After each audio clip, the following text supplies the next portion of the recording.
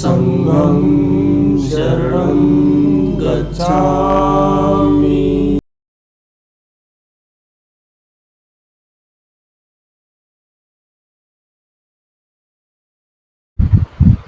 So guys, welcome to the graph session 4. So here we begin. Prajwal, एक बार खोलिए links दोनों।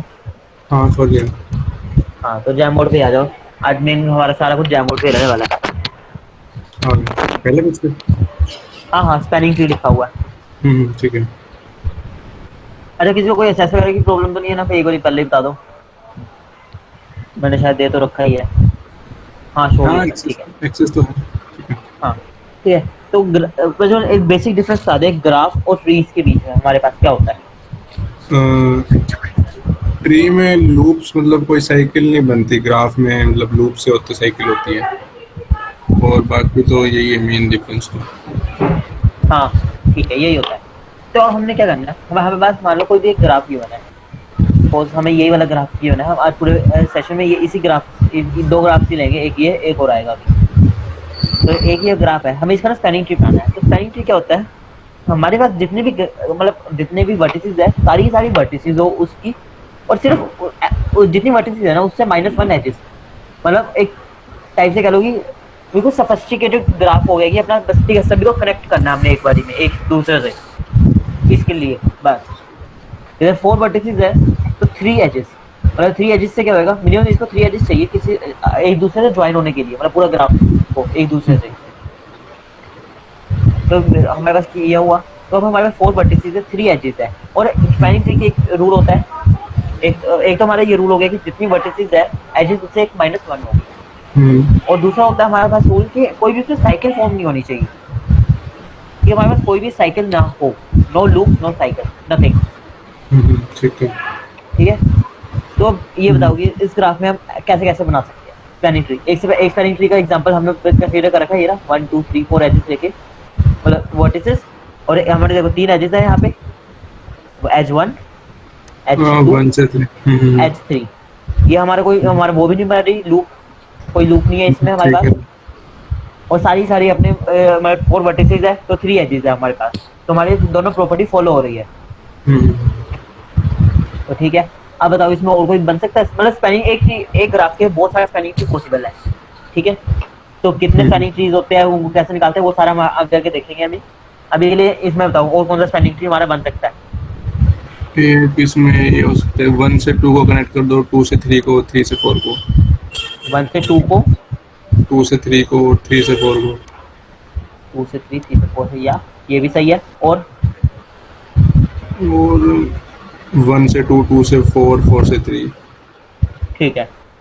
कितने ही करना मतलब ऐसे तो 3 एडजेसेंट कोई भी ले लो, साइड अंदर की एक डायगोनल ले लो और 2 साइड ले लो कोई भी। हाँ, अब हमारा ये वाला पॉसिबल नहीं है ग्राफ, स्पैनिंग ट्री मतलब।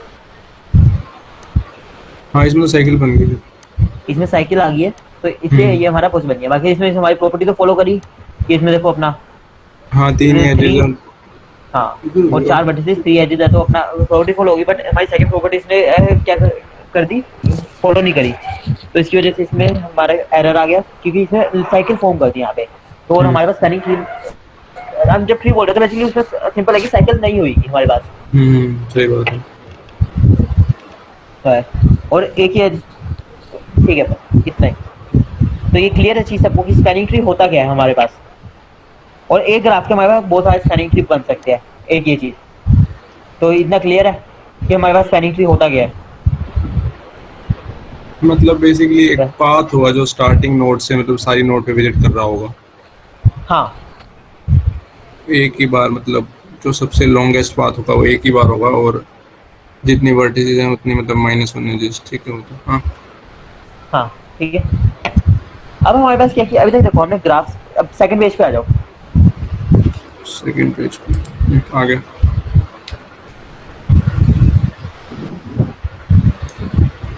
आ गया। हाँ हाँ ठीक है। देखो अभी तक हमने जो ग्राफ पढ़े हैं उसमें अपना क्या हुआ है कि हमारा सिर्फ अपना क्या होता था, एज है और वर्टिसेस है। बट अब हमारे पास क्या है कि एज के साथ उसका वेट भी हमारे पास है, कि मतलब बेसिकली डिस्टेंस कह लो, कोस्ट कह लो, कि इस एज को हमारे पास ट्रैवल करने का क्या रहेगा। जो मर्जी कह लो, एक चीज हम यहाँ पे हमारे आज के सेशन में इसको वेट कंसिडर करके चलेंगे। तो हमारे ठीक पास है। हर एक एज का ना एक वेट है कुछ, लाइक हमारी जो 1 से 2 एज है उसका वेट हमने यहाँ पे 2 कंसिडर कर रखा है। ठीक है, लाइक यहाँ पे ये 2 आ गया। 1 से 4 का हमारा 6 है, 1 से 5 का 1 से 3 का हमारा 3 है, 2 से 4 का 1 है, 2 से 3 का 4, 4 से 5 का 4 से 3 का 5। ठीक है। ठीक है, तो अब से हम ऐसे करेंगे। तो अब हमें क्या करना है कि हमने ना, जैसे अभी हमने स्पेलिंग चीज पढ़ा हमारा, तो अब हमने क्या करना है, इसे मिनिमम स्पेलिंग ट्री फाइंड करना है कि मतलब जो पूरा हमारा स्पेलिंग ट्री बने ना उसका वेट हमारे पास मिनिमम आए। तो कई सारे स्पेलिंग ट्री लाइक होंगे, उसमें मिनिमम निकालना है। जैसे हमने वहाँ पे सबसे पहले जो हमारा बना रखा था, एक बार ये बना लेते हैं दोबारा। 1432 बना रखा है।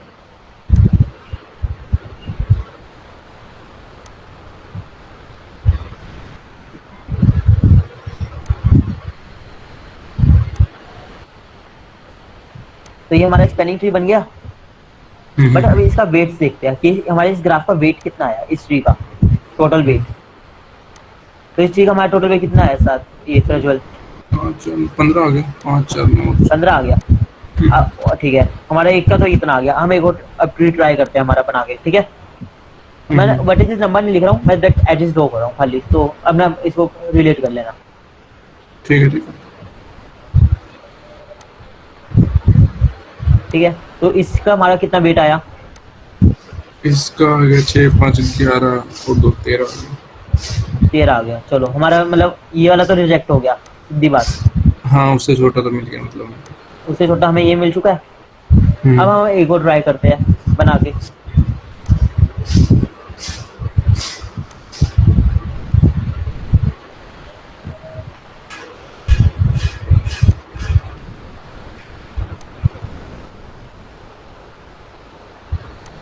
इसका कितना आया वेट,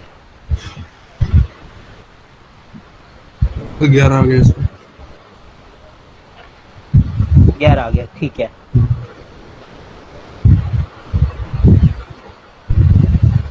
ठीक है, अब एक और लास्ट।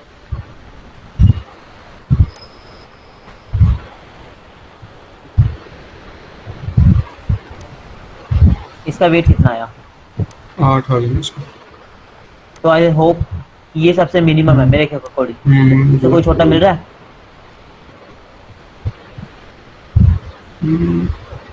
और तो नहीं है बस। तो हमारा मिनिमम स्पैनिंग ट्री जो भी होएगा इस ग्राफ के लिए वो यही होगा, ये हो। जो ये हमारा जेड शेप का हो गया।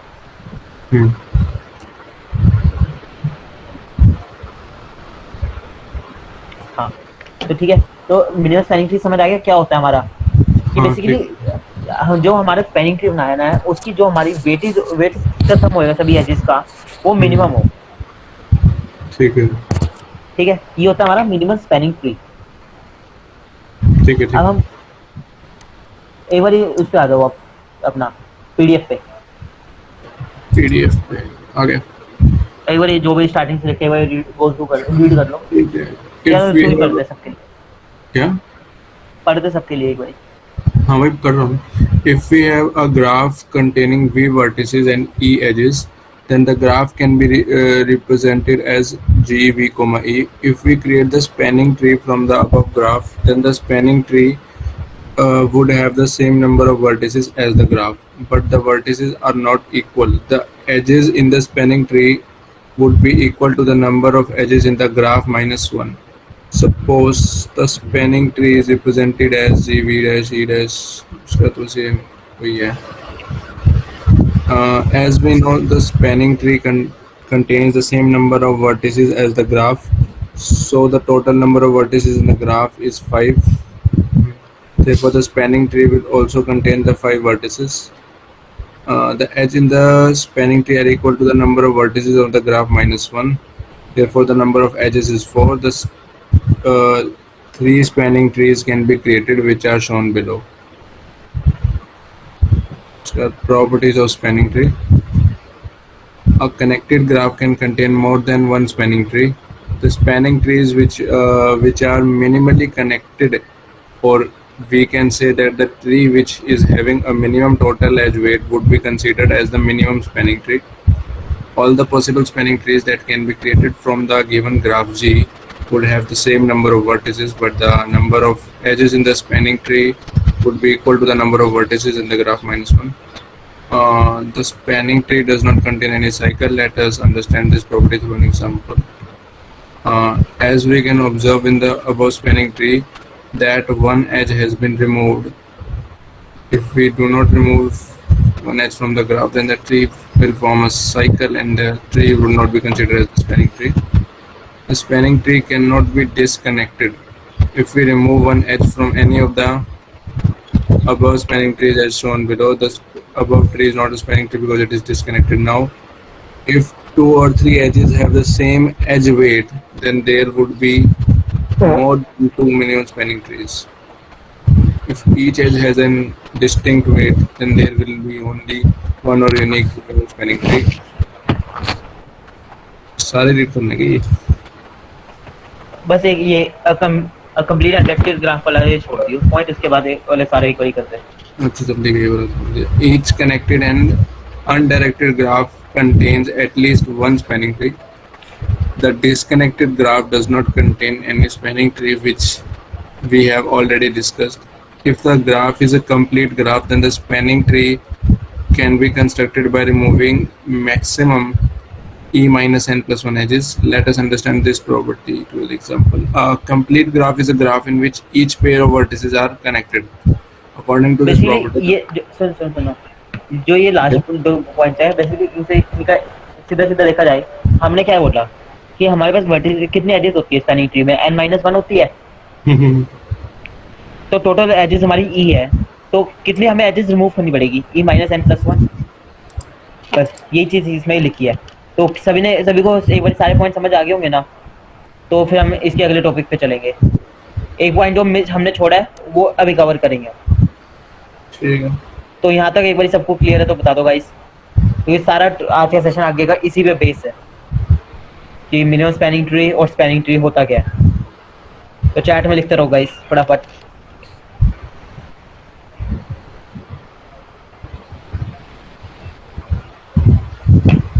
क्लियर है, क्लियर. राइट वाला नहीं आया आज मानव.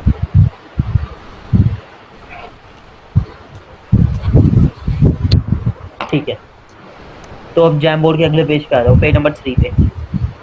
आगे देखो जो हमारे इसमें देखो जो स्पैनिंग जो भी हमारा एक ग्राफ की बने स्टार्टिंग में 1 2 ये वाला. हाँ समझ गया. जैसे करा हाईलाइट. ठीक है. तो इसके देखो हमारे के पास कितने सारे स्पैनिंग ट्रीज पॉसिबल है. हमने यहाँ पे 8 स्पैनिंग ट्रीज देख लिया हमारे. एक ही ग्राफ के हमारे पास 8 स्पैनिंग ट्री है. मैं इस टाइम पे मिनिमम की बात नहीं कर रहा, मैं सिंपल स्पैनिंग ट्रीज की बात कर रहा हूँ. Total spanning trees. हाँ, तो अब इसको निकालने का इसका डायरेक्ट फॉर्मूला होता है हमारे पास कि n इंटू में n-2 यदि ग्राफ हमारा कंप्लीट है तो. अच्छा. ठीक है. यदि हमारा कोई भी ग्राफ कंप्लीट है तो उसको स्पैनिंग ट्री होने के लिए n इंटू n की पावर n-2 वेज है. अब इसको तुम एक बार खुद अपना सभी ने यहाँ पे को परम्यूटेशन कॉम्बिनेशन पढ़ा है 11th-12th में, तो एक बार इसको खुद कैलकुलेट करके देखना ये फॉर्मूला कैसे ड्राइव हुआ. कंप्लीट ग्राफ की सबको डेफिनेशन आती होगी. एक बार फिर तुम बताइए यहाँ पे सबको क्या होता है कंप्लीट ग्राफ. कंप्लीट ग्राफ वही होता है ना जिसकी मतलब हर एक वर्टेक्स से दूसरे हर एक वर्टेक्स पे एक एज होती है. हाँ, वही होता है हमारा कंप्लीट ग्राफ. तो इस उस ग्राफ के हमारे पास n की पावर n-2 पॉसिबल होते हैं बेस टोटल बनाने के. और n यहाँ पे हमारी वर्टिसेस होती है. ठीक है. अब हमारे पास एक और तरीका होता है, मतलब जैसे अभी मान लो हमारा ग्राफ कंप्लीट नहीं है तो हमारे पास ना एक दूसरा तरीका होता है, उसको बोलते हैं किरचॉफ फॉर्मूला. ठीक है. अब हम देखेंगे वो क्या होता है. तो देखो किरचॉफ फॉर्मूला में क्या हो रहा है कि हमारे पास कोई भी ग्राफ है उसे हमें एडजेसेंट मैट्रिक्स क्रिएट करनी आती है. हमने सीखी थी फर्स्ट सेशन में ही. ठीक है. एडजेसेंट मैट्रिक्स क्रिएट कर ली और अब हम क्या करेंगे जितने भी हमारे पास डायगोनल एलिमेंट्स है ना उन सबको रिप्लेस कर देंगे उसकी डिग्री से. डिग्री से कर सकते हैं हम रिप्लेस. डिग्री की वर्टेक्स की या एज की. डिग्री तो यार वर्टेक्स ही होती है हमेशा. हाँ वही तो फिर वो वही पता ना कौन से वर्टेक्स की करेगा, मतलब उसके तो 2 वर्टेक्स. डायगोनल बोला ना, डायगोनल में तो हमारे पास सेम ही होंगे 1,1 2,2 3,3.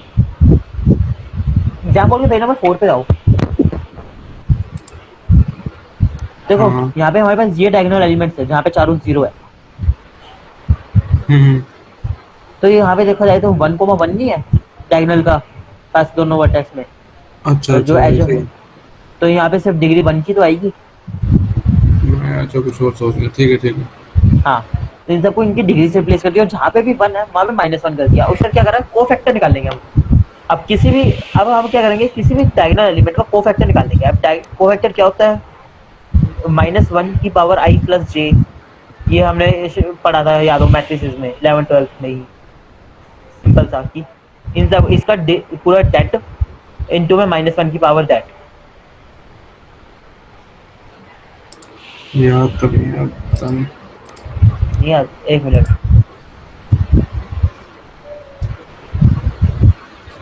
एक बार वहाँ पे आ जाओ, उस पे पीडीएफ पे। आगे। हाँ, एक बार ये total number of spanning trees in a graph वाला टॉपिक खोल लो, उसी के अगला टॉपिक है जहाँ हमने पॉइंट्स पढ़े सारे। हाँ, total number of spanning trees in graphs, अगला टॉपिक।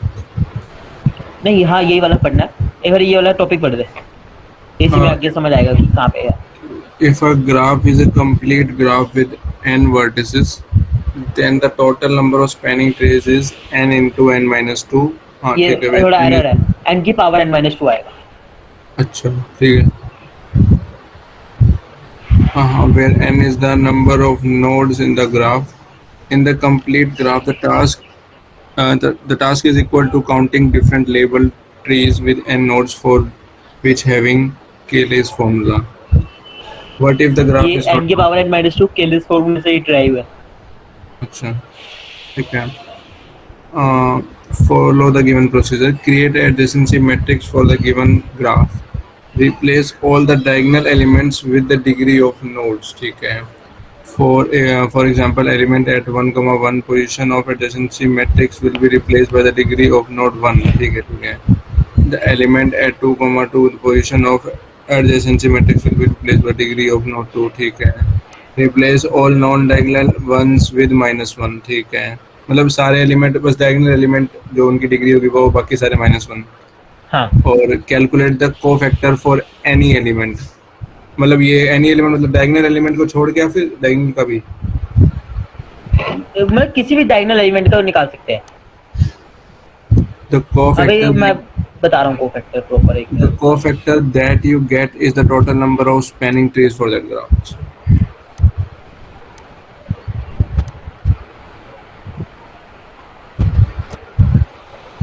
नीचे वाला ही पढ़ना है क्या? पेज, नहीं पेज नंबर 5 पे आ जाओ जैम बोर्ड के। आगे। एक पिक्चर दिख रही होगी, मैंने अभी अभी लगाई है। दिख रही है। अब तुम रिलेट कर पा रहे होगे कोफैक्टर होता क्या है, भाई देखो तो। The cofactor matrix. अच्छा ठीक है। हाँ समझ आ गया ना कोफैक्टर होता क्या है। मतलब मैं इसको बोल आप, हाँ मतलब मैं बोल के क्या पता समझ नहीं आता, यहाँ पे तुम्हें क्लियर हो गया कि कोफैक्टर होता क्या है। हाँ ठीक है। तो किसी भी उसका कोफैक्टर निकाल के जो उसका आंसर होएगा उतना ही हमारे पॉसिबल होंगे आंसर।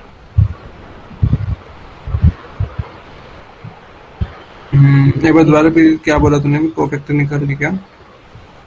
ये जो हमने अभी पढ़ा कि जो भी कोफैक्टर आएगा इस मैथ का हमारा, वही हमारा अच्छा, आंसर होएगा total number of spanning trees possible. Spanning trees possible. अच्छा ठीक है। तो ठीक हाँ है ठीक है। ठीक है।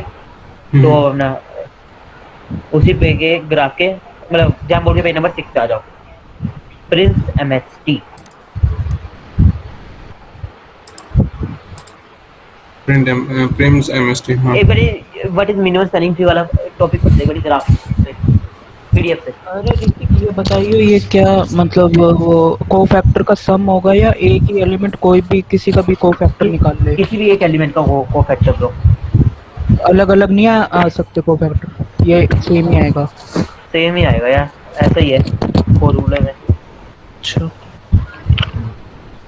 बाकी ट्राई करके देख लेना एक बारी, बेटर क्लियर होएगा कि क्या चीज है ये।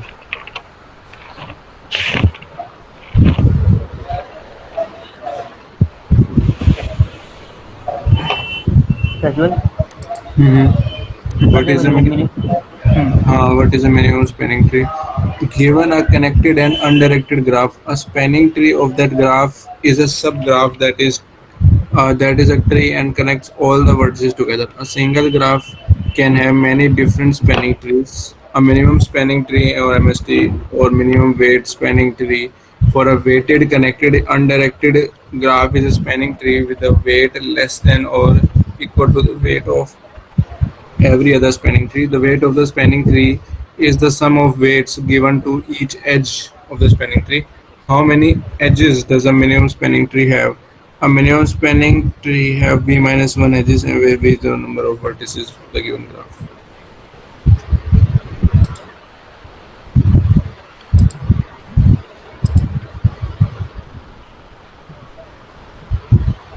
एक सेकंड।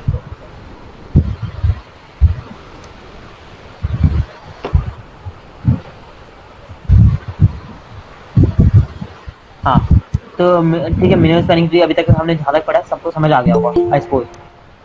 ठीक है, अभी तक हमने कुछ मतलब कुछ ऐसे कोई बड़ी चीज नहीं थी। ठीक है, अब हम अब हमारा पढ़ने वाले हैं कि हम ये मिनिमम स्पैनिंग ट्री फाइंड कैसे करेंगे। ठीक है, और उसके लिए हमारे पास ना दो एल्गोरिथम, मतलब एल्गोरिथम बहुत है बट हम दो मेजर एल्गोरिथम इसमें यूज करते हैं, प्रिंस और क्रूस्कल एल्गोरिथम। ठीक है, तो हम सबसे पहले हम स्टार्ट करने वाले हैं हमारे प्रिंस एल्गोरिथम से। तो प्रिंस एल्गोरिथम हमारे कैसे क्या रहता है बेसिकली कि हम क्या करेंगे, हम सबसे पहले ना एक मिनिमम कॉस्ट एज फाइंड करेंगे। मैं यहाँ पे लाइन लिखता रहता हूँ साथ साथ, थोड़ा सही रहेगा।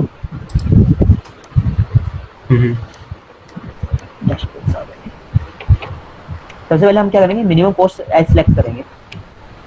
उसके बाद जो भी इससे कनेक्टेड एज होगी ना, मतलब कोई भी हमारे मतलब जो भी हमारी वर्टिसेस होगी इससे कनेक्टेड, उन वर्टिसेस से मतलब कोई भी हम एक एज से चूज करते हैं तो उसकी दो वर्टिसेस होगी। ठीक है, उन दो वर्टिसेस से जितनी भी हमारी वर्टिसेस कनेक्टेड होगी ना, उसमें से मिनिमम कॉस्ट वर्टेक्स सेलेक्ट करेंगे। मतलब हमने एक तो हमारे पास सबसे पहले हमने मिनिमम कॉस्ट एज सेलेक्ट करी। उसके बाद जो सी हमने वर्टेक्सेस हमारे उस एज के थ्रू आई हमारे पास, उससे जितनी भी एजेस कनेक्टेड है और जो हमारे ऑलरेडी इंक्लूडेड नहीं है हमारे ग्राफ में, वो वाली मिनिमम फाइंड करेंगे उसमें से।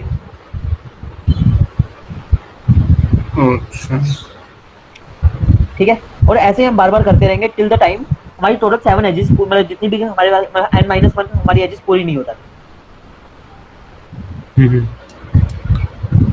ठीक है, तो हम इस वाले में एक बार करके हम देखते हैं कि कैसे करेंगे। आप यहाँ पे एल्गोरिथम लिखना दिख गया होगा, मैंने लिखा है थोड़ा सा आ रहा है। ठीक है, आ गया। ठीक है, तो हमारे इस ग्राफ में से सबसे पहले मिनिमम कॉस्ट सिलेक्ट करो, कौन सी होगी। 5 वाली है मेरे ख्याल से, 1 और 6। ठीक है भाई, हमारे पास एक तो ये आ गई। 1 और 6 से हमारे पास कौन कौन सी है। अब यहाँ पे हम क्या करते हैं, एक टेबल बना लेते हैं हमारा। उससे हमें क्या रहेगा, हमें इजी रहेगी, हमें हर एक वर्टेक्स का ना उससे डिस्टेंस कैलकुलेट करते रहेंगे, उसमें मतलब स्टोर करते रहेंगे कि भाई इसका हमारे पास मिनिमम डिस्टेंस कितना रहा। तो कितनी वर्टेक्सेस है हमारी यहाँ पे, अभी तो 1 और 6 नहीं टोटल ग्राफ में, टोटल ग्राफ में 7 है।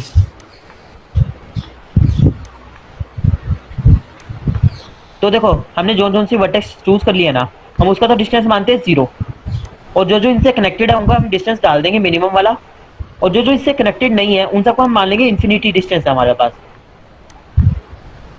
ठीक है, तो इन लाइक हमारे पास क्या है, 1 और 6 सिलेक्टेड है ना, तो हम क्या कर रहे हैं 1 और 6 का डिस्टेंस हमारा 0 एज्यूम कर रहे हैं। 0 ही होएगा क्योंकि ये हमारे पास ऑलरेडी सिलेक्टेड है। अच्छा ठीक है, अब हमारे पास 1 से कौन कौन सी एजेस कनेक्टेड है, 2 वाली एक कनेक्ट है, 2 वाली है। हाँ, तो 2 का हमारे पास कितना है वैल्यू, वेट 25। ठीक है भाई, 25 आ गया हमारे पास। 3 हमारी किसी से कनेक्टेड है, मतलब जो हमारे पास ऑलरेडी हो नहीं है, तो हम इसको एम्प्टी छोड़ रहे हैं। एम्प्टी का मतलब यहाँ पे इन्फिनिटी मान लेना। ठीक है, इंट अंडरस्कोर मैक्स या कुछ मर्जी। 4 नहीं, 5 नहीं, 6 हमारे पास ऑलरेडी नहीं, 5 है हमारे पास 18 से 5 6 हाँ, तो यहाँ पे इसका वेट आ गया हमारे पास 18। 7 नहीं, तो हमारे पास 3 4 और 7 है जो हमारी किसी से भी कनेक्टेड नहीं है, जो हमारे पास ऑलरेडी चूजन है। तो अब हम क्या करेंगे, 2 और 5 हमारे पास सिर्फ इनके 2 के वेट्स है, तो हम इन दोनों में से कोई सी मिनिमम वेट वाली वर्टेक्स चूज कर लेंगे, मतलब मिनिमम वेट वाली एज। ठीक है। तो 2 और 5 वाली, 2 और 1 और 2 5 वाली हुई वो हमारी, सॉरी 1 और 2 वाली। वाली, हाँ 1 और 2 वाली 6 7 1 नहीं 6। 6 और 5 वाली हुई ना ब्रो। अच्छा ठीक है सॉरी। हाँ 6 और 5 वाली हुई हमारी। तो यहाँ पे हमारा कितना आ गया वेट, 18। 18। ठीक है, अब हम चेक करेंगे किसी को हम रिलैक्स कर सकते हैं, रिलैक्स इन द सेंस कि किसी का डिस्टेंस इंफिनिटी है तो वो रिड्यूस हो सकता है। लाइक हमारा जो 5 से 4 का डिस्टेंस है, और हमारे ग्राफ में भी 4 को हमने क्या करा, इंफिनिटी मार्क कर रखा था ना, इन्फिनिटी तो अब वाले। हम क्या करेंगे, 12 हो जाएगा, क्यों, हमारे पास इससे छोटी वैल्यू अवेलेबल है। 7 हमारा इंफिनिटी था, बट अब हमारी इससे छोटी वैल्यू अवेलेबल है, तो हम इसको 16 कर देंगे।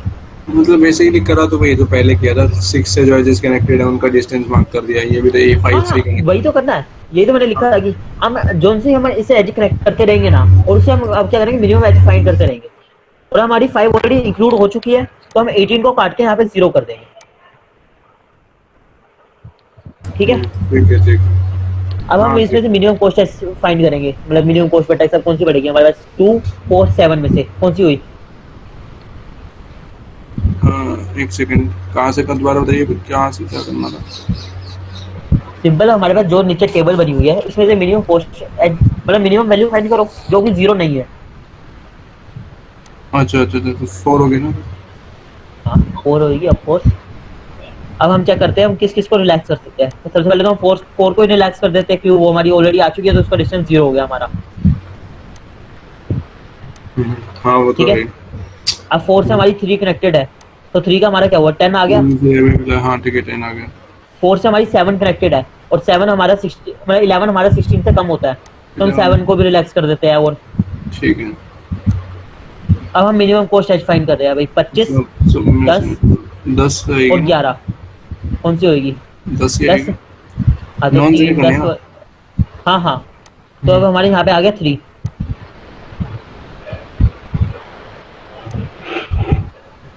3 आ गया, यहाँ आ गया 12, यहाँ आ गया 10।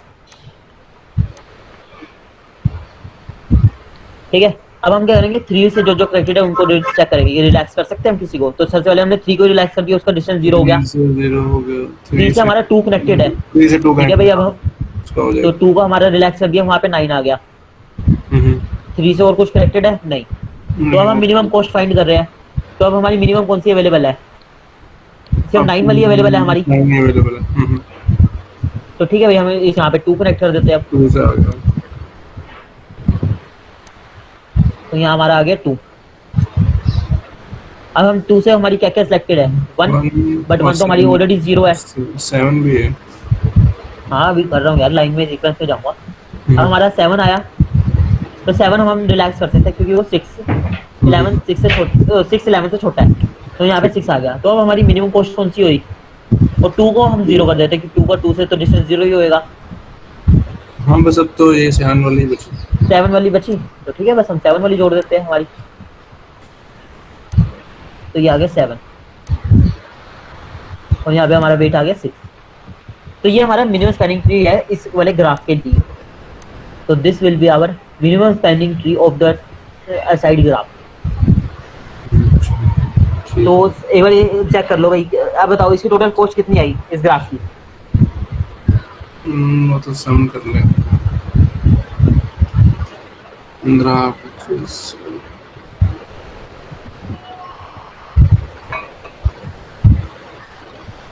तो सबको ये एल्गोरिथम क्लियर है कि ये हमने किया कैसे है। सबसे पहले हम क्या कर रहे हैं, मिनिमम कॉस्ट एज फाइंड कर रहे हैं। अब हमारे पास क्या कर रहे हैं, हम सबका डिस्टेंस एक टेबल में स्टोर कर रहे हैं।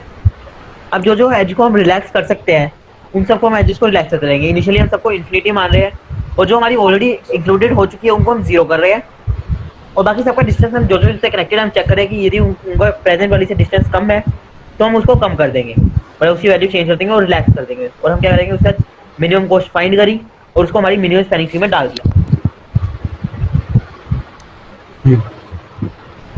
तो क्लियर है यहाँ तक सबको। तो सब एक या तो एक बार चैट में लिख दो।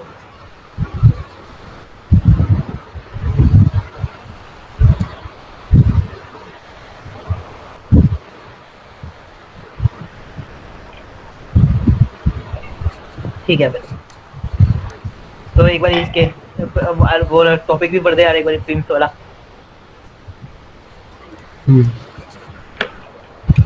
It starts with an empty spanning tree. The idea is to maintain two sets of vertices. The first set contains the vertices already included in the MST. The other set contains vertices not yet included. At every step, it considers all the edges that connects the two sets and picks the minimum weight edge of these edges. After picking the edge, it moves the other endpoint of edge to the set containing MST. A group of edges that connects two set of vertices in a graph is called cut in graph theory. So at every step of Prim's algorithm, we find a cut of two sets. One contains the vertices already included in MST, another contains the rest of vertices. ये जी हमने zero और उसे हमारी एक ही set में हमने मतलब एक ही एरे में हमने सारा कुछ कर दिया कि जो जीरो है वो हमारी ऑलरेडी इंक्लूडेड है और जो जीरो नहीं है तो वो हमारी इंक्लूडेड नहीं है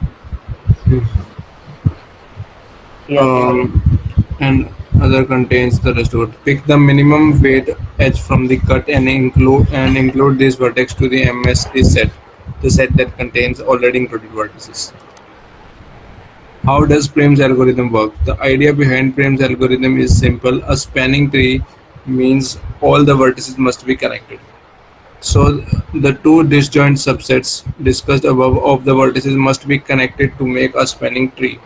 They must be connected with the minimum weight edge to make it a spanning tree. Algorithm. Create a set MST set that keeps a track of vertices already included in MST. Assign a key value to all the vertices in the input graph. Initialize all key values as ये जो हमने अभी सभी को infinite किया था. Assign the key value as 0 for the first vertex so that it is picked first.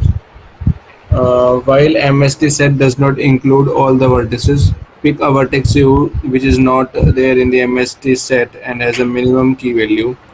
Include U to MST set. Update key value of all adjacent vertices of U to update the key values. Iterate through all the adjacent vertices for every adjacent vertex V. If the weight of the edge U minus V is less than the previous key value of V, update the key value as the weight of V minus V. Okay. The idea of using key values is to pick the minimum weight edge from the cut. The key values. बस bro over. अब अपना एक बार इसके code पे आ जाओ.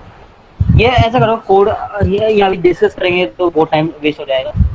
Code तो मेरे को खुद देखना. किसी को कोई डाउट हो तो टेक्स्ट कर देना या अगले सेशन में पूछ लेना. कि कोड बिल्कुल सिंपल है. ठीक है. क्योंकि कोड मतलब जो एज इट इज जो ड्राई रन मैं ऑलमोस्ट करके दिखा चुका हूँ इस चीज का. तो इतनी दिक्कत नहीं आएगी. तो प्रिंस सबको समझ आ गया है या एक बार और एग्जांपल पे ट्राई करना है हमारा प्रिंस. फटाफट बता दो. एल्गोरिथम तो आ गया समझ. मतलब ज्यादा मुश्किल का एल्गोरिथम नहीं था. इंप्लीमेंटेशन देखनी पड़ेगी. इंप्लीमेंटेशन बिल्कुल वही है जो मैंने बताई है. एज इट इज उसी को वर्ड टू वर्ड तुम्हें कोड में लिखना है. मतलब जो हमने किया वो ऑलमोस्ट ट्राई रनिंग ही था. तो सब यार भाई चैट में लिखो कि एक और एग्जांपल करना है या हम आगे चले.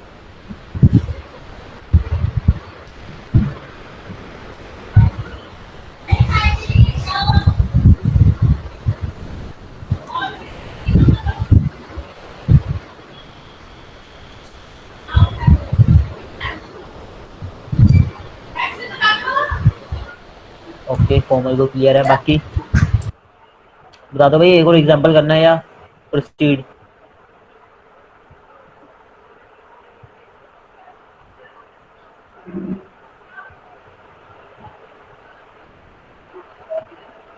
ओके +1 ठीक है. फिर हमारे पास दूसरा एल्गोरिथम आता है क्रूस्कल्स. उससे पहले हमारे पास एक और टॉपिक है डिस्जॉइंट सबसेट. एक बार ये पेज नंबर 8 पे आ जाओ. बस उसका एल्गोरिथम करने के लिए हमको एक बार ये वाला टॉपिक करना पड़ेगा डिस्जॉइंट सबसेट. डिस्जॉइंट सबसेट्स आगे. हाँ तो देखो इसमें क्या करेंगे कि हमारे पास ना हर एक मतलब जो मतलब मैं सिंपल इसको इसके अकॉर्डिंग बता रहा हूँ. मतलब ग्राफ के अकॉर्डिंग इसके मतलब यूँ तो ये बहुत बड़ा टॉपिक है. तो हम इसमें से ग्राफ में साइकिल डिटेक्शन की तरह कर रहे हैं. तो ये बेसिकली साइकिल डिटेक्ट करने के लिए यूज होता है हमारा एल्गोरिथम इस वाले क्रूस्कल्स में. हम क्या करेंगे कि हमें हर एक नोड को एक अलग सेट बांटेंगे कि इनिशियली क्या है कि हमारी सारी वर्टेक्स ना सेपरेटेड है. कि जब हम एमएसटी क्रिएट कर रहे हैं हमारा तो उस टाइम पे हमारा क्या चीज रहेगी, हमारी सारी वर्टेक्सेस को हम अभी अलोन मान रहे हैं ना। हमने देखो जैसे प्रिंस ने सबको इन्फिनिटी दे दिया था डिस्टेंस अभी के लिए, तो उसमें से हमने फिर मिनिमम फाइंड करी थी।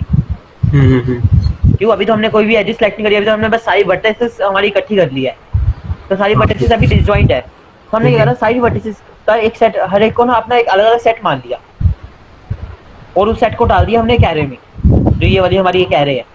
मान लो हमारी वर्टिसेस है 1 2 3 4 5 6 7 8 9 10। ठीक है।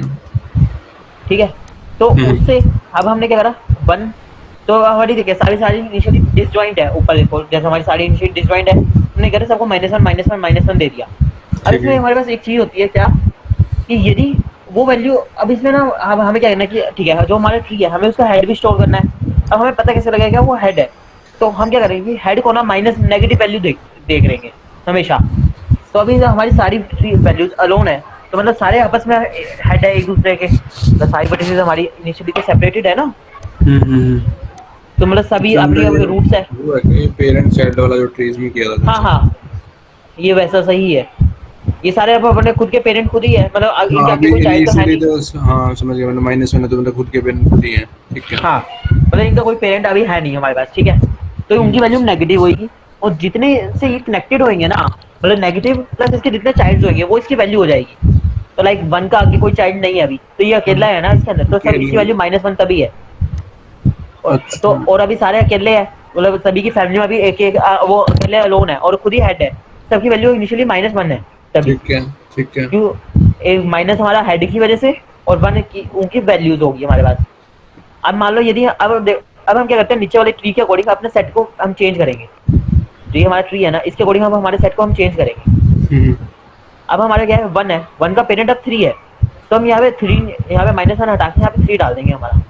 ठीक है, 1 का पेरेंट 3 हो गया। अब 2 का भी हमारे यहाँ पास यहाँ पे 3 आ जाएगा। ठीक है।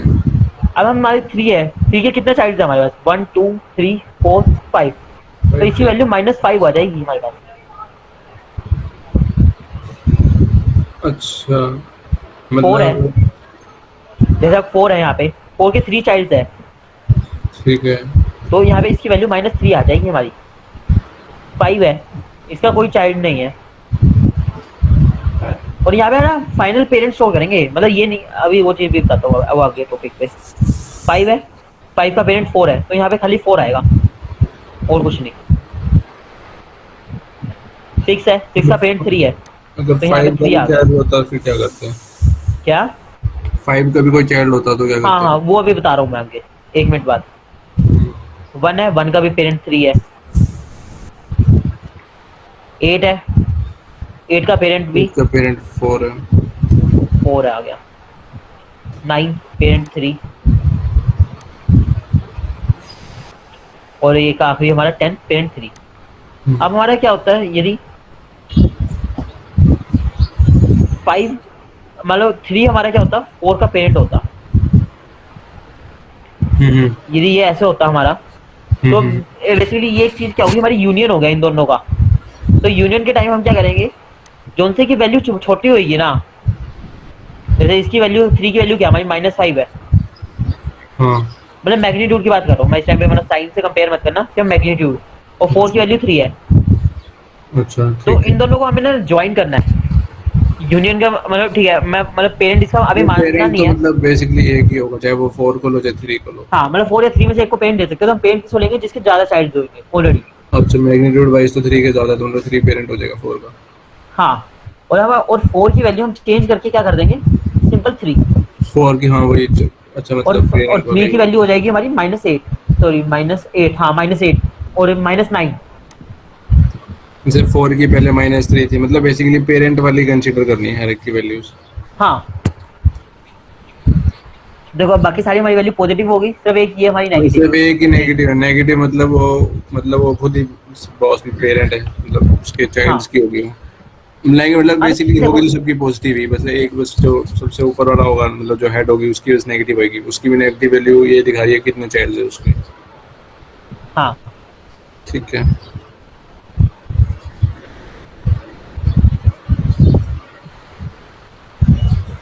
एक सेकंड का,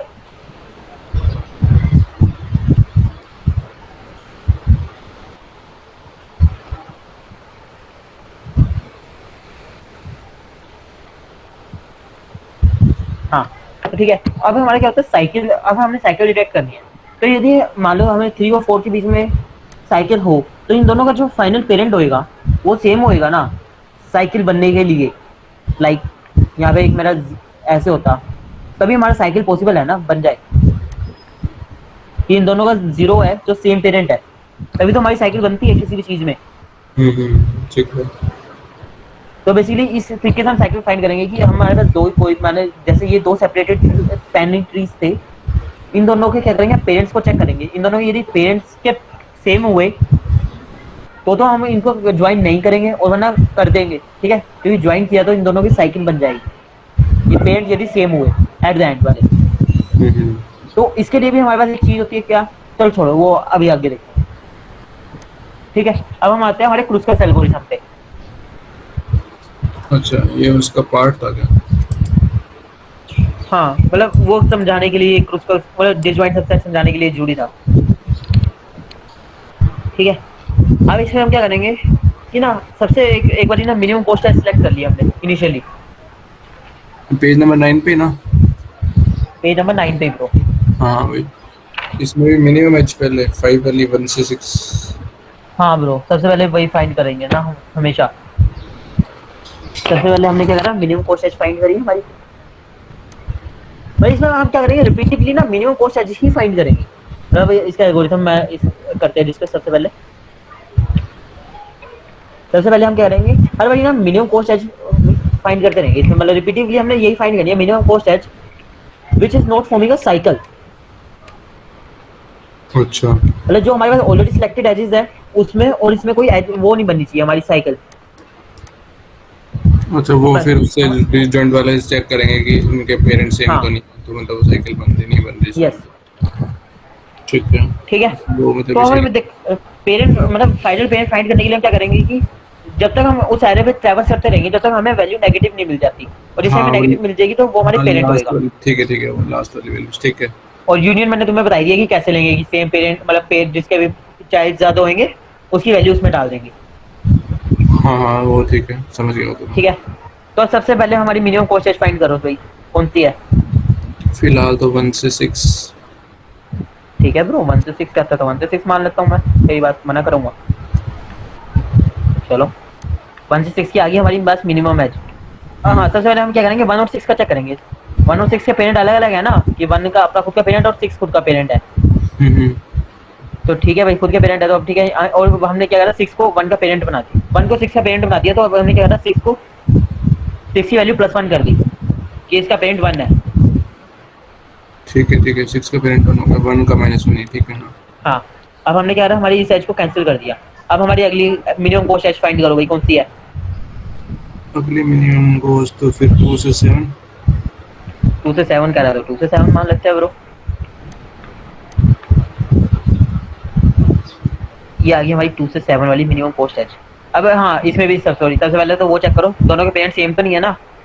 नहीं है, 2 और 7 अलग अलग पेरेंट्स। चलो ये भी ठीक है, अलग अलग है तो ठीक है। मैं बस 7 को 2 का पेरेंट बना देते हैं, यहाँ पे इसकी वैल्यू होगी हमारी +2। ठीक है। ठीक है, अब ये भी हमारी एज खत्म होगी। अब बताओ कौन सी अगली मिनिमम कॉस्ट एज? अगली मिनिमम कॉस्ट बनेगी 2 से 3। 2 से 3 के ठीक है ब्रो। अब 2 का पेरेंट क्या है हमारा? -1। 3 का पेरेंट क्या है? मतलब 3 की वैल्यू क्या है? -1। तो आप ये दोनों के पेरेंट है, तो इन दोनों को भी हम जोड़ सकते हैं। जोड़ सकते हैं। ठीक है भाई, अब हमारे 2, अब हमने 3 को क्या करा 2 का पेरेंट बना दिया, तो यहाँ पे इसकी वैल्यू आ गई +2। 3 को 2 और यहाँ पे भी क्या हुआ, 2 हमारा पेरेंट है इस टाइम पे। 2 को भी 3 का पेरेंट बनाया ना? हाँ हाँ, वही यार, समझ जाए यार, थोड़ा हो जाता है इसलिए। और यहाँ पे हमने क्या करा कि अभी ना चाइल्ड्स की हमने वैल्यू अपडेट नहीं करी है, वो अब मतलब वो अपने आप कंसीडर कर लो कि अपडेट हो गई है, बस नेगेटिव रखी है अभी हमने, ठीक है, नंबर ऑफ चाइल्ड्स वाली वैल्यू, हाँ, क्योंकि वो तो सिर्फ कंपैरिजन के लिए है हमारे पास। ठीक है। ठीक है ना? ठीक है, अब हमारी अगली मिनिमम कॉस्ट एज बताओ भाई, कौन सी होगी? ये 9 वाली हट गई ना, उसके बाद बची 11, 7 से 4। नहीं, उसके बाद सॉरी 3 से 4 है, 3 से 4 है, 10 वाली है। 3 से 4 है? हाँ, थ्री की वैल्यू कितनी है हमारी? -2 है, 3 की सॉरी वैल्यू +2 है। 2 है, 3 की वैल्यू 2 है, हाँ। 2 है तो तो मतलब 3 का 4 पेरेंट की हमारे पास 2 है, 3 की 2 और है, 2 की 4 वैल्यू -1 है। और तो और 4 का हमारा वैल्यू -1 ऑलरेडी है, 4 की वैल्यू -1 तो ऑलरेडी, 2 ठीक और है। 4 डिफरेंट वैल्यूज है, तो हम इसको इंक्लूड कर देंगे, तो इसकी ठीक है। वैल्यू आ गई हमारी 10। हम्म। बताओ भाई अगली मिनिमम कॉस्ट एज कौन सी होगी? अगली मिनिमम कॉस्ट 11, 4 से 7 वाली। 4 और 7 वाली, ठीक है भाई। 4 की वैल्यू -1। अब यहाँ पे पेरेंट बन जाएगा शायद, 7 का भी पेरेंट 2 है, और हाँ सॉरी, 4 यहाँ पे का इसका भी। पेरेंट तो अपडेट नहीं किया है, सही, यहाँ पे इसका पेरेंट तो अपडेट करने दो। इसका पेरेंट हमने बनाया है 3 को, ठीक है। 4 का पेरेंट ऑलरेडी 3 बना रखा है ना हमने। हाँ। हाँ, अब यहाँ तो पर 4 का वो हो पेरेंट जाएगा ना, 3, 4 3 की का वैल्यू जो -2, 3 की और वैल्यू 7 की 2, भी वैल्यू 2, 3 की तो वैल्यू दोनों की 2 वैल्यू है। सेम। हाँ, तो वही मतलब इनका एक मेन जो साइकिल है बन रही है, ठीक है भाई। इस एज को भी हमने हमारा कट कर दिया। कट कर अगली दिया। बताओ भाई मिनिमम कॉस्ट एज। अगली फिर 4 से 5। 4 से 5, ओके ब्रो, तू कह रहा तो ये आ गई हमारी 12। तो 5 का पेरेंट कौन बन गया हमारा? 5 4। का पेरेंट तो 5 का पेरेंट तो -1 ही है ना। हाँ, अब अभी फिलहाल 4 हो जाएगा। अपडेट कर दिया ना। हाँ ठीक है, अब तो अपडेट। अब अगली मिनिमम कॉस्ट एज कौन सी हुई हमारी? 16। अगली वाली 16 है। और 5 का पेरेंट क्या है हमारा? 4। 4 का 5 पेरेंट का है 3, 3 का पेरेंट है 2, 2, 2 है। 2 आ गया। और 7 का हम्म, ऑलरेडी पेरेंट 2 है, तो दोनों का पेरेंट सेम हो गया, तो हमारे ये अलग हो गया। तो इस वाली एज को भी हम ले नहीं नहीं कर सकते, सकते। ठीक है। अब हमारे पास कौन सी एज बची? क्यों अभी तक हमारी देखो 7 वर्टिसेस थी, और हमारी 5 अब एजेस हुई है। एक और एज हमें लेनी है, तो अब 6 तक से चलाते 5 रहेंगे। वाली बचेगी, 6 से 5 वाली 6 से लेंगे। 5, 6 हाँ, और ये 5 वाली के दोनों के पेरेंट हो अलग है, जाएगी, अलग तो अलग, ये वाली ठीक है अलग। भाई। हम्म, 18 आ गया है ठीक। यहाँ पे। हाँ, आ गया। और हमने क्या करा, 5 के पेरेंट को अपडेट कर दिया, सॉरी 6 के, मतलब ठीक है, अब तो जो थोड़ा सा रह गया, समझ जाओगे तुम, ठीक है। ठीक है। तो ये है हमारा क्रूस्कर एल्गोरिथम। हमने बेसिकली इसमें क्या है, मिनिमम कॉस्ट बार बार फाइंड करते रहे हैं। हम्म,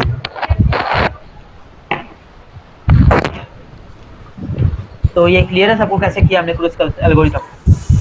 हम्म। बार बार बस हम इसमें कह रहे हैं रिपीटेडली मिनिमम कॉस्ट फाइंड कर रहे हैं, और कुछ नहीं। बार बार मिनिमम कॉस्ट फाइंड करना, और यही बस हमारा मतलब इसमें टारगेट है। साइकिल से साथ साथ साइकिल भी चेक करनी है, बस और यही। हम भाई साथ में हमें साइकिल डिटेक्ट करनी है, कोई साइकिल तो नहीं है ना उसमें। हम्म। तो एक बार फिर इसका एल्गोरिथम रीड कर दे ब्रो। उस कॉल में उसमें below are the steps for finding MST using Kruskal's algorithm. Sort all the edges in non-decreasing order of their weights. Pick the अब हमें क्या smallest. था, हाँ, एक सेकंड, हमें क्या था, हमें बार बार मिनिमम कॉस्ट फाइंड कर देते हैं ना, बार बार फाइंड करता हम क्या करते हैं, एक ही बारी में उनको सॉर्ट कर लेते हैं एक ही ऑर्डर में, और बार बार उसमें से पिक करते रहेंगे, पॉप करते रहेंगे, पिक पॉप, Mhm. ठीक है ना। इसलिए हमने सबसे पहले इनको सॉर्ट कर लिया, उसके बाद आगे बढ़ो। Pick the smallest edge. Check if it forms a cycle with spanning tree formed so far. If the cycle is not formed, include this as L discarded. Repeat step 2 until there has b minus 1 edges in the spanning tree. हमने यही exactly same चीज अभी हमने करी है, same बार बार। हम्म, तो सबको clear है क्रूस्कल एल्गोरिथम क्या होता है? इसका भी कोड एक बार देख लेना खुद से। ठीक है, मैंने कोड क्लियर सबके कर सिंपल है बिल्कुल, जो हमने करे थे वही है। ये एल्गोरिथम तो क्लियर है।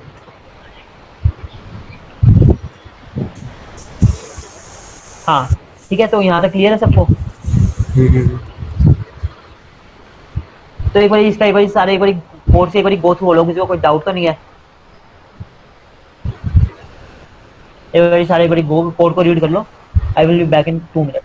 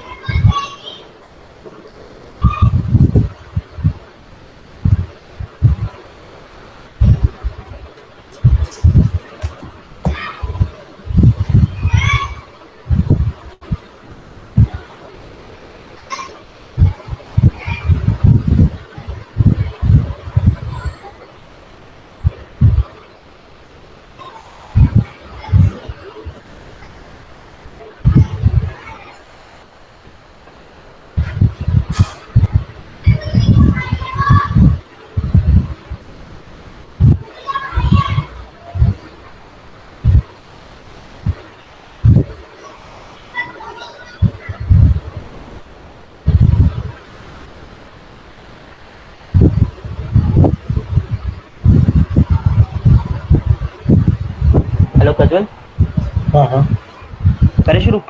हाँ कर सकते। मिल गया ना सबको भाई रेस्ट, इतने देर बहुत थोड़ा टाइम हो गया था आज ज़्यादा। ठीक है भाई, तो फिर उसका सबको क्लियर होगा। किसी को कोई डाउट है तो हम इसका एक और एग्जांपल कर सकते हैं। तो एग्जांपल करना है या नहीं, जल्दी जल्दी बोल दो, फटाफट चैट में लिख दो प्रोसीड या एग्जांपल।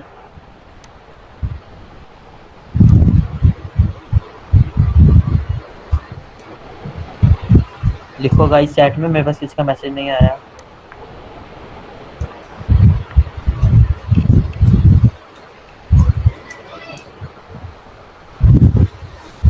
प्रोसीड, ओके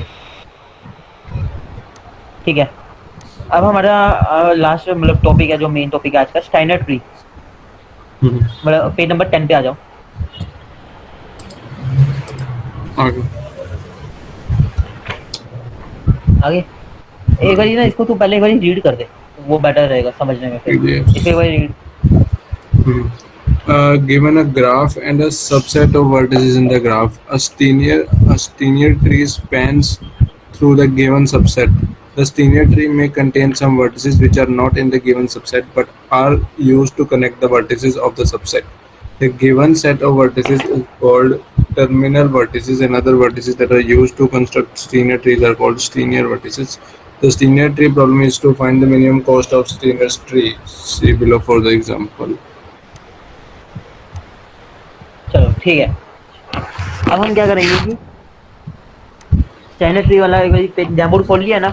हाँ आ गया देखो इसमें क्या होता है कि हमारे पास एक ग्राफ है और एक ना सेट ऑफ वर्टिसेस है, ठीक है। अब मान लो हमारे पास इसमें जो पिंक कलर वर्टिसेस है वो हमारे ना सेट ऑफ वर्टिसेस है। हमने ना इनको कनेक्ट करने की ना मिनिमम कॉस्ट बतानी है कितनी होगी। मतलब मिनिमम कॉस्ट भी क्या है, इनको बेसिकली कनेक्ट करना है हमने। अब इनको कनेक्ट करने के लिए हमारे पास जो जो भी एक्स्ट्रा वर्टिसेस लगेगी ना, मान लो क्योंकि देखो ए और डी कनेक्टेड तो है नहीं, इनको या तो सी से होकर जाना पड़ेगा या बी से होकर जाना पड़ेगा। बिल्कुल। तो जिन भी ये एक्स्ट्रा वर्टिसेस से कनेक्ट होकर जाएगी ना, उनको हम बोलते हैं स्टाइनर वर्टिसेस। अच्छा और जो हमारी ए और डी जिनका सबसेट है, उनको हम बोलते हैं अपना टर्मिनल वर्टिसेस। अच्छा, मतलब जिनको कनेक्ट करना है उनको टर्मिनल वर्टिसेस, जिसके थ्रू मतलब जो वर्टिसेस यूज हुई है उसको उसको स्टाइनर ट्री बोलते हैं। अच्छा ठीक है। हाँ, तो उसके बाद अपना क्या करते हैं कि ठीक है ये हो गया। अब हमें क्या करना है, जैसे हम मिनिमम स्टाइनर ट्री बोलते हैं, ऐसे मिनिमम स्टाइनर ट्री होता है कि उसकी कॉस्ट मिनिमम हो हमारी।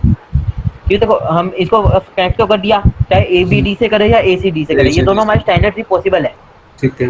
बट इसको मिनिमम करने के लिए हमें क्या करना पड़ेगा, सी से कनेक्ट कर देंगे, ए सी डी। ठीक है। ठीक है। और अपना क्या कहते हैं, ठीक है बस यही होता है। और यदि हमारे जो ये सबसेट ऑफ वर्टिसेस है ना, जैसे ए और डी है, ये यदि हमारी सारी वर्टिसेस को इंक्लूड कर दे तो यही हमारा स्पैनिंग ट्री बन जाता है। हाँ बस यही है हमारा स्टाइनर ट्री। बेसिकली एक टॉपिक था छोटा सा। इसको कैसे करते हैं वो उसके लिए एनपी प्रॉब्लम्स वगैरह यूज होती है, उसको हम अभी के लिए डिस्कस नहीं कर रहे हैं, उसको अभी के लिए हम छोड़ रहे हैं। ठीक है, मतलब पीडीएफ में डली हुई है, बट मैं प्रेफर करूंगा अभी तुम मत पढ़ना, क्योंकि ये मतलब आगे का टॉपिक है बहुत ज्यादा। यहाँ पे बस एक स्टाइनर ट्री बताना था, एक वर्ड एक्सप्लेन करना था, उसके लिए डाला था बस। ठीक है, अब हमारा अगला टॉपिक है आज का, reverse delete algorithm for minimum spanning tree. जैसे अभी तक हमने क्या पढ़े, दो एल्गोरिथम पढ़े हमारे, कौन कौन से बताओ भाई। प्रिम्स और क्रुस्कॉल। हाँ, प्रिम्स और क्रुस्कॉल हमने दो एल्गोरिथम पढ़े। अब हम तीसरा एल्गोरिथम पढ़ने वाले हैं, कौन सा, रिवर्स डिलीट एल्गोरिथम। अच्छा ठीक है। हाँ, तो इसमें हम क्या करते हैं कि हमारी हम जो सी भी वर्टेक्स सबसे ज्यादा हाई वाली कॉस्ट की होगी ना, उसको रिमूव करते रहते हैं बार बार। बट उसकी एक कंडीशन होती है कि हमारा ग्राफ ना डिस्कनेक्ट नहीं होना चाहिए। मतलब डिस्कनेक्ट ग्राफ होते हैं जो आपस में कनेक्टेड ही नहीं होते किसी भी। हाँ, दो अलग अलग कंपोनेंट्स बन गए। ठीक है। हाँ, तो बेसिकली हम वही फाइंड करेंगे, क्या करेंगे, हम सारी अपनी एजेस को क्या करेंगे, डिक्रीजिंग ऑर्डर में सेट कर देंगे। डिक्रीजिंग ऑर्डर में सेट करने के बाद हम क्या करेंगे, एक एक एज को रिमूव करते रहेंगे यदि वो डिस्कनेक्शन नहीं कर रहा ग्राफ में। लाइक अपना अब पेज नंबर 11 पे आ जाओ, जैम बोर्ड के। एक सेकंड आ गया। हाँ यहाँ पे सबसे हाई कॉस्ट एज कौन सी है, हाई कॉस्ट 102 वाली है। 102 वाली। अब इसको हम हटा दे तो यहाँ पे कोई डिस्कनेक्शन आ रहा है? नहीं, अभी तो कनेक्टेड ही है। चलो हटा दो फिर इसको, सिंपली रिमूव।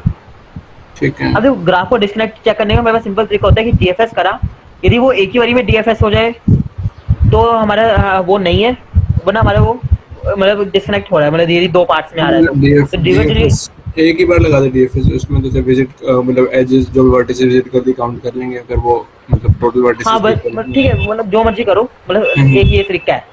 ठीक है ठीक है, जैसे हमने नंबर ऑफ आइलैंड्स वाला क्वेश्चन किया था, मतलब हाँ वैसे ही है कि वही इसमें आइलैंड वन ही होना चाहिए। वही वही वही वही सही बात है।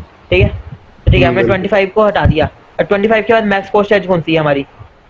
उसके बाद ये 18 वाली है। 18 है, बट देखो 18 को रिमूव करूंगा तो ये हमारा ग्राफ बिल्कुल तो इकट्ठी हो जाएगा, ग्राफ दो हिस्सों में वन हो से जाएगा। हाँ 1 से 6 वाला अलग हो जाएगा एंड उसके बाद वाला तो ठीक ठीक है। है, हम इसको नहीं हटाएंगे। नहीं हटाएंगे। इससे अगली एज हमारी कौन सी आ गई? 16। इसके अगली 16 आ गई 7 से 5 वाली।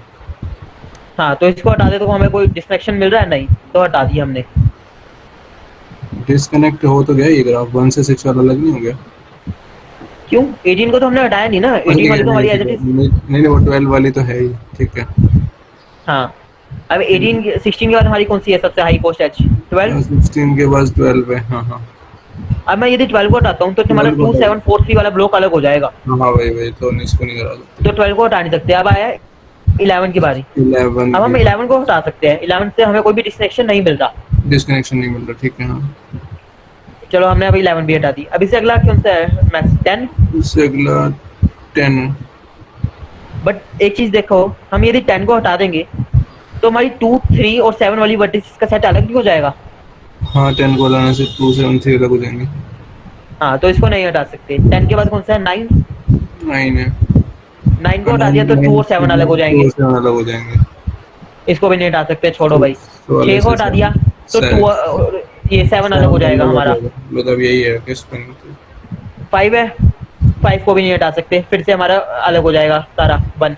हाँ हाँ हाँ। ठीक है, तो यही हमारा मिनिमम स्पैनिंग ट्री नहीं था हर बारी? हम्म सेम ही ग्राफ को हो रहा है हमने हर बार। तो यही ठीक है हमारा ठीक फिर है से वही वही। आ गया हमारे पास मिनिमम स्पैनिंग ट्री। हम्म। तो यही होते हैं हमारे मिनिमम स्पैनिंग ट्री निकालने के तरीके। मतलब हमने मतलब होते तो और भी तरीके हैं, अभी के लिए हमने ये 3 तरीके देखे हैं। ये तो मतलब तो ठीक है, सिंपल ही लगे, उसमें तो बार बार डीएफएस लगेगी बस।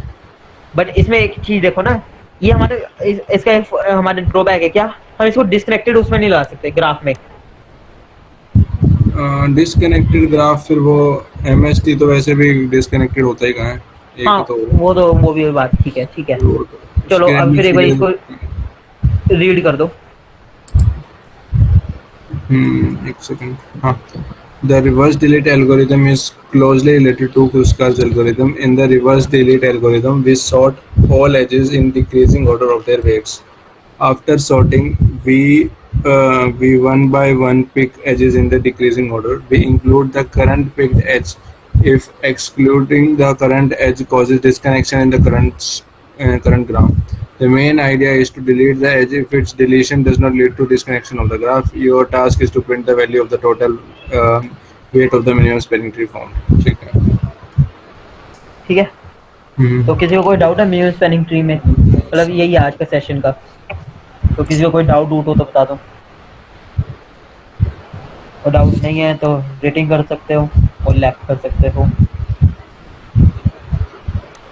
या फिर आज तो थोड़े बच्चे ज़्यादा लग रहे हैं, तो पूछने हैं इनसे क्वेश्चन, मतलब वही फन वाला। एक बार पहले रेटिंग कर दो आज के सेशन की सबसे पहले तो सारे।